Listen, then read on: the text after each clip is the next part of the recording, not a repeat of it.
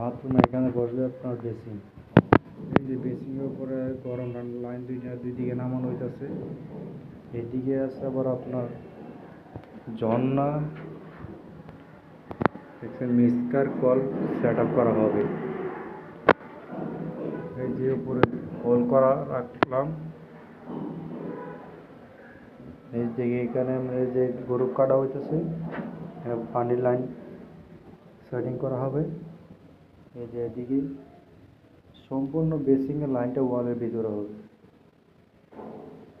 ওই দিকে কর্নার আছে আবার আপনার বাথরুম, এখানে হাইকমান্ড বসবে। দেখেন উপর দিয়ে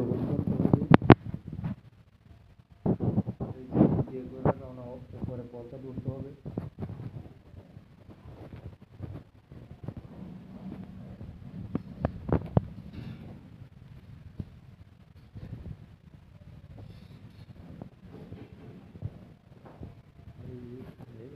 এদিকে উপরে উঠবো।